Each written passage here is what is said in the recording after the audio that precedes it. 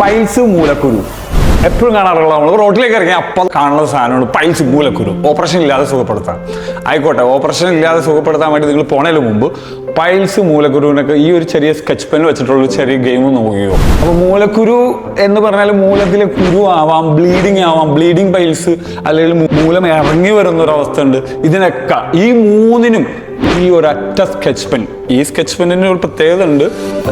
എന്താ പറയുക, ഞാൻ സ്പെഷ്യലായിട്ട് ഉണ്ടാക്കിയ സ്കെച്ച് പെന്നാണെന്നൊന്നും വിചാരിക്കണ്ട. നിങ്ങളുടെ കടയിൽ പോയിട്ട് ഒരു മാർക്കർ മേടിക്കുക, സ്കെച്ച് പെൻ മേടിക്കുക, എന്നിട്ട് ഞാൻ ഈ പറയുന്ന പോയിന്റിൽ വെറുതെ ഒന്ന് അപ്ലൈ ചെയ്ത് നോക്കുക. ഒരു 3 മണിക്കൂർ കഴിയുമ്പോൾ അത് മായ്ച്ചു കളയാം.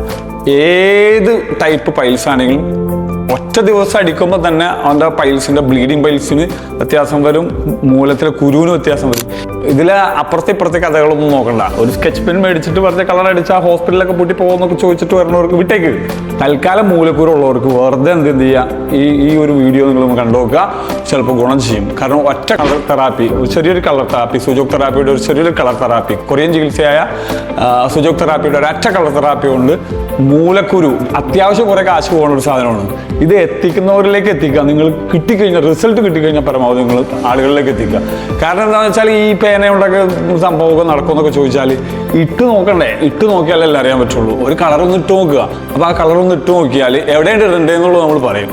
അങ്ങനെ ആ സാധനം ഇട്ടാൽ ഉറപ്പായിട്ട് എന്താവും, പൈൽസ് മാറും. ആ പൈൽസ് എന്ന് പറഞ്ഞ സാധനത്തിൻ്റെ വീഡിയോകൾ ചെയ്യുമ്പോൾ നമ്മൾ അത്യാവശ്യം ടെക്നിക്ക് ഞാൻ തരുന്നുണ്ട്. ആദ്യത്തെ വീഡിയോയിൽ ടെക്നിക്ക് ഉണ്ടാവും, പക്ഷേ ബാക്കിയുള്ള വീഡിയോയിൽ ഇനിയുള്ള ദിവസങ്ങളിൽ കുറച്ച് കാര്യങ്ങൾ പൈൽസിനെ പറ്റി പറയാനുണ്ടാവും. ആ വീഡിയോസ് കൂടി നിങ്ങൾ കേൾക്കണം. ഈ ടെക്നിക്ക് മാത്രം ചെയ്താൽ പോരാ. കാരണം വീണ്ടും പൈൽസ് വരാതിരിക്കാനും ബാക്കിയുള്ള കാര്യങ്ങൾ, പൈൽസിൻ്റെ കാരണം എന്താണെന്നൊക്കെയുള്ള വീഡിയോസ് വരുന്നുണ്ട്.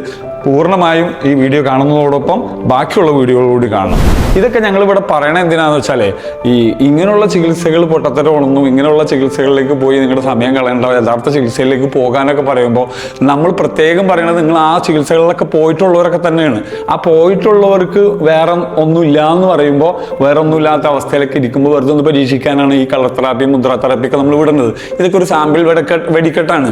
സത്യത്തിൽ ഇതിൻ്റെ യഥാർത്ഥ ചികിത്സ എന്ന് പറഞ്ഞാൽ എനർജിയെ ബാലൻസ് ഇല്ലാണ്. എനർജിയെ ബാലൻസ് ചെയ്താൽ എല്ലാ രോഗവും മാറുന്നതാണ്. അപ്പോൾ മൂലക്കുരു മാറിയാൽ പോരാ, പൈൽസിൻ്റെ ബ്ലീഡിങ് മാറിയാൽ പോരാ, പകരം അത് വരാനുള്ള കാരണം മാറാനുണ്ട്. അതിന് യഥാർത്ഥ ചികിത്സകളിലേക്ക് പോകേണ്ടതുണ്ട്.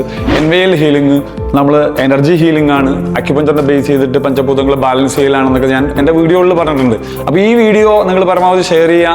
നിങ്ങൾക്ക് ഉപകാരപ്പെട്ടാൽ കളർ എങ്ങനെ ചെയ്യണമെന്നുള്ളത് ഞാനിപ്പോൾ പറയും. ആ കളർ ചെയ്ത് കഴിഞ്ഞാൽ നിങ്ങൾ അതും വിട്ട് വേറൊന്നും ചെയ്യേണ്ടതില്ല. കളർ മാഞ്ഞു പോയാലും കുഴപ്പമില്ല.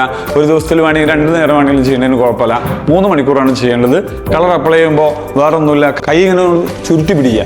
കൈ ചുരുട്ടി പിടിച്ചിട്ട് ഈ 2 നെക്കിളിൻ്റെ നടുക്കിലെ 2 നെക്കിളിൻ്റെ ഉള്ളിലായിട്ട് ഈ ബ്ലൂ കളർ ഇങ്ങനെ ഒരു 3-4 പ്രാവശ്യം ഇങ്ങനെ ഡോട്ട് ഇട്ട് കൊടുക്കുക.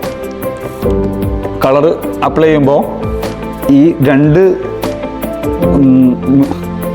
നടുവിലുള്ള 2 നെക്കിളിൻ്റെയും നടുക്കായിട്ട് ഈ ബ്ലൂ കളർ സ്കെച്ച് പെൻ ഒന്ന് നന്നായിട്ട് അമർത്തി